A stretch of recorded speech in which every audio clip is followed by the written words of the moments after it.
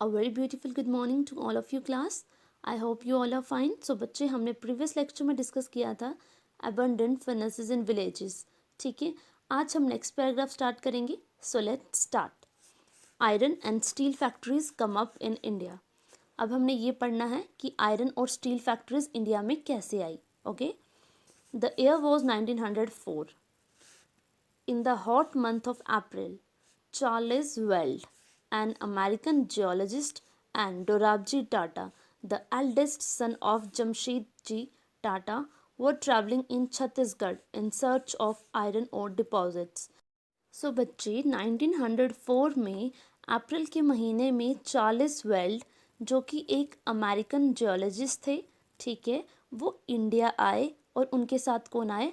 डोराबजी टाटा, जो जमशेदजी टाटा के बड़े बेटे थे. सो बच्चे उन्होंने ट्रैवल किया छत्तीसगढ़ में इन सर्च ऑफ आयरन और deposits. They had spent many months on a costly venture looking for sources of good iron ore to set up a modern iron and steel plant in India. Jamshedji Tata had decided to spend a large part of his fortune to build a big iron and steel industry in India. But this could not be done without identifying the source of fine quality iron ore. So बच्चे उन्होंने क्या किया? उन्होंने travel किया छत्तीसगढ़ में, ठीक है, और उन्होंने बहुत ज़्यादा महीने लगाए. किसके लिए? आयरन ओर को ढूंढने के लिए. उन्होंने सोचा कि अगर हमें कोई अच्छा आयरन ओर मिल जाता है तो हम क्या करेंगे? Iron and steel plant India में ओपन करेंगे, ठीक है. और उन्होंने ये भी डिसाइड किया कि वो अपने शेयर, जो उनके पास पैसा है, उस पैसे का लार्ज पार्ट, ठीक है, वो क्या करेंगे? लार्ज पार्ट जो है वो देंगे और इंडिया में आयरन एंड स्टील इंडस्ट्री बनाएंगे, ठीक है. पर ये ऐसा तब पॉसिबल हो सकता था बच्चे अगर उनको अच्छा आयरन ओर मिलता. Okay, one day after travelling for many hours in the forest. एक समय की बात है, एक दिन की बात है, बहुत ज़्यादा ट्रैवल कर लिया था उन्होंने, बहुत ज़्यादा घंटे उन्होंने ट्रैवल कर लिया था जंगल में. Weld and Dorabji came upon a small village and found a group of men and women carrying basket loads of iron ore. So उन्होंने देखा कि एक स्मॉल विलेज है, वहाँ पे उन्होंने देखा कि मैन एंड वुमेन, ठीक है, दोनों वो क्या कर रहे थे? उन्होंने बास्केट भरी हुई थी आयरन ओर की. These people were the Agarias. ये पीपल कौन थे? अगारियाज, ठीक है. अगारिया क्या थी बच्चे? एक कम्युनिटी थी आयरन स्मेल्टर्स की, जो मैंने आपको प्रीवियस लेक्चर में भी बताया था, ठीक है. When asked where they had found the iron ore, उन्होंने उनसे पूछा कि आपने ये आयरन ओर कहाँ से लाया. The Agarias pointed to a hill in the distance. Agarias ने बोला कि वो जो पहाड़ी दिख रही है, हमने आयरन ओर वहाँ से लाया, ठीक है. Weld and Dorabji reached the hill after an exhausting trek through dense forest. So बच्चे घने जंगलों से होते हुए वो उस हिल पे पहुंचे. On exploring the hill, the geologist declared that they had at last found what they had been looking for. So बच्चे उन्होंने वो जो हिल थी वहाँ पे जो आयरन ओर था उसको अच्छे से एक्सप्लोर किया, ठीक है. और क्या डिक्लेयर किया? उन्होंने डिक्लेयर किया, उन्होंने कहा कि हमें ऐसा आयरन ओर मिल गया है जो हम चाहते थे, जिसकी हम खोज कर रहे थे, जिसको हम ढूंढ रहे थे. Rajhara hills had one of the finest ores in the world. और वो जो हिल थी उसका क्या नाम था? राजहरा हिल्स, जो छत्तीसगढ़ के एक छोटे से विलेज में थी, ठीक है, जहाँ पे सबसे अच्छा ओर है वर्ल्ड का. Okay, but there was a problem. The region was dry and water necessary for running the factory was not to be found nearby. So बच्चे पर एक प्रॉब्लम फेस करनी पड़ रही थी उनको. प्रॉब्लम ये थी कि जो एरिया था वो ड्राई था, सूखा था, और आसपास कहीं भी पानी की फैसिलिटी नहीं थी, और फैक्ट्री को चलाने के लिए पानी बहुत ज़्यादा ज़रूरी था. Okay, the Tatas had to continue their search for a more suitable place to set up their factory. So बच्चे उन्होंने दोबारा अपनी खोज स्टार्ट की ताकि वो अच्छी सी प्लेस ढूंढ सके जहाँ पे वो फैक्ट्री को सेटअप कर सकें. However the Agarias helped in the discovery of a source of iron ore that would later supply the Bhilai steel plant. So बच्चे अगारिया कम्युनिटी के लोगों ने आयरन ओर की खोज में बहुत ज़्यादा हेल्प की, ठीक है. बाद में उन्होंने आयरन ओर किसको सप्लाई किया? भिलाई स्टील प्लांट को, जो इंडिया की फर्स्ट स्टील प्लांट है. Okay, A few years later, a large area of forest was cleared on the banks of the river Subarnarekha to set up the factory and an industrial township, Jamshedpur. So बच्चे कुछ सालों बाद जहाँ पे जंगल था उस area को क्लियर किया गया, ठीक है. एंड बच्चे जो रिवर सुबर्णरेखा थी उसके किनारों पे उसके बैंक्स पे फैक्ट्री सेटअप की गई और एक इंडस्ट्रियल टाउन भी सेटअप किया गया जिसका क्या नाम है, Jamshedpur. Here there was water near iron ore deposits.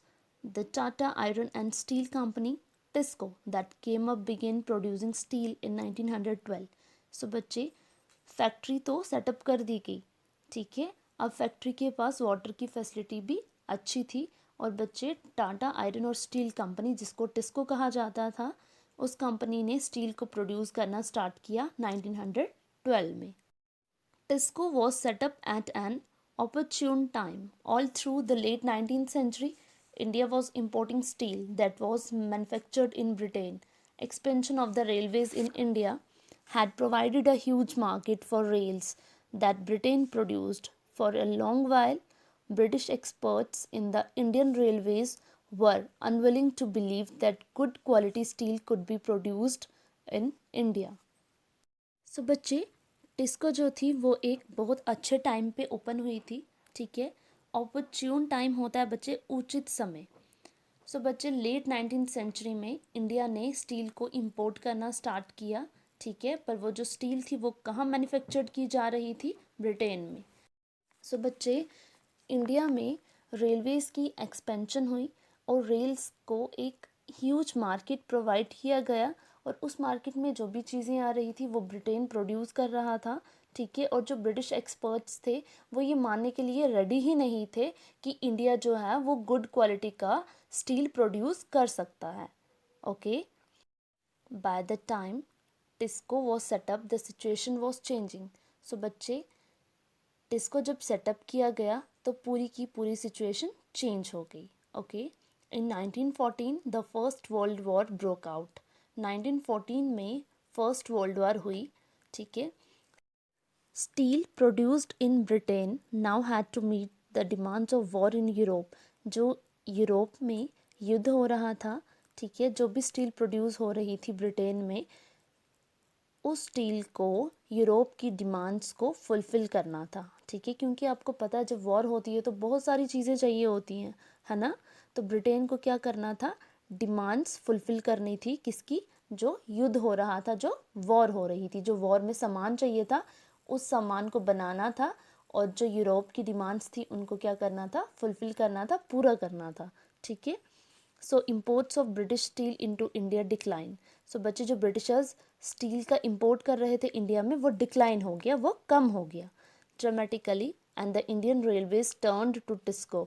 और जो इंडियन रेलवेज थी उन्होंने किसका सहारा लिया फिर, टिस्को का, फॉर सप्लाई ऑफ रेल्स की सप्लाई के लिए, ठीक है. As the war dragged on for several years. So बच्चे जो लड़ाई थी वो कुछ साल चली, ठीक है. TISCO had to produce shells and carriage wheels for the war. TISCO ने शेल्स प्रोड्यूस करना स्टार्ट किए और पहिए प्रोड्यूस करना स्टार्ट किए, किसके लिए, वॉर के लिए, लड़ाई के लिए. By 1919 the colonial government was buying 90% of the steel manufactured by TISCO. So बच्चे 1919 में कॉलोनियल गवर्नमेंट ने क्या किया, 90% ऑफ द स्टील, जो भी TISCO 90% of the steel manufacture कर रहा था वो सारा किसने खरीदा, कॉलोनियल गवर्नमेंट ने. कब, 1919 में. Over time TISCO became the biggest steel industry within the British empire. तो बच्चे ब्रिटिशर्स के टाइम पे, ब्रिटिशर्स के एम्पायर के टाइम पे जो टिस्को था वो बिगेस्ट स्टील इंडस्ट्री बन के सामने आया. In the case of iron and steel, as in the case of cotton textiles, industrial expansion occurred only when British imports into India declined and the market for Indian industrial goods increased. बच्चे चाहे आप iron and steel की बात करो चाहे आप cotton textiles की बात करो, ठीक है, industrial expansion occurred only when British imports into India declined. सो बच्चे इंडस्ट्रीज़ कब फूली इंडिया में, जब ब्रिटिशर्स का इंपोर्ट सिस्टम जो था, जो वो इंपोर्ट कर रहे थे चीज़ें इंडिया में, वो डिक्लाइन हुई, कम हुई, ठीक है। एंड बच्चे जो मार्केट थी जहाँ पे इंडियन गुड्स प्रोड्यूस की जा रही थी, ब्रिटिशर्स की इंपोर्ट जब डिक्लाइन हुए तो इंडियन मार्केट जो थी, इंडियन इंडस्ट्रियल गुड्स जो थे वो इंक्रीज़ हुए, वो ज़्यादा हुए। This happened during the first world war and after. ये कब हुआ? जब फर्स्ट वर्ल्ड वॉर हुई और उसके बाद। As the nationalist movement developed and the industrial class became stronger, ठीक है। उसके बाद बहुत ज़्यादा नेशनलिस्ट मूवमेंट चलाई गई, जो हमने नेशनल मूवमेंट चैप्टर में अच्छे से पढ़ा था, ठीक है। और बच्चे जो इंडस्ट्रियल क्लास थी इंडिया की, वो और ज़्यादा मजबूत हो गई। The demand for government protection became louder. जो बच्चे गवर्नमेंट डिमांड कर रही थी वो और भी ज़्यादा करने लगी, ठीक है। Struggling to retain its control over India, the British government had to concede many of this demands in the last decades of colonial rule. So बच्चे, भारत पे अपना नियंत्रण बनाए रखने के लिए ब्रिटिश गवर्नमेंट ने जो इंडियंस डिमांड कर रहे थे, उनकी डिमांड्स को कई हद तक मानना स्टार्ट किया। ओके, सो बच्चे आप फिगर 15 में देख पा रहे हो क्या दिया है, expansion and the end of the war. War के एंड में जो चीज़ें एक्सपैंड हुई, ठीक है। To meet the demands of the war, TISCO had to expand its capacity and extend the size of its factory. So बच्चे, वॉर की demands को मीट करने के लिए, पूरा करने के लिए टिस्को को एक्सपैंड किया गया। टिस्को एक्सपैंड हुई, ठीक है। उसने अपनी कैपेसिटी जो थी वो भी एक्सपैंड की और अपना फैक्ट्री का साइज़ जो था उसको भी लार्ज किया। The programme of expansion continued after the war. और जो एक्सपेंशन का प्रोग्राम था, जो बढ़ने का प्रोग्राम था, वो वॉर के बाद भी चला आ रहा था। Here you see new power houses and boiler houses being built in Jamshedpur in 1919। सो बच्चे, ये जो पिक्चर दी है इस पे आप देख पा रहे हो, ठीक है। Power houses and boiler houses जो कब बनाए गए थे? 1919 में। कहाँ पे? जमशेदपुर में। सो बच्चे, इसी लेक्चर के साथ हमारा जो चैप्टर 6 है, weavers, iron smelters and factory owners, ये कंप्लीट होता है, ठीक है।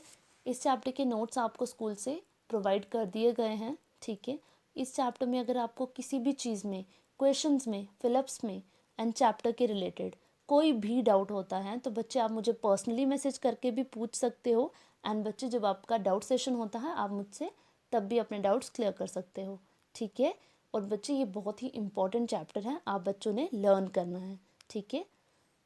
Okay students, thank you and have a nice day.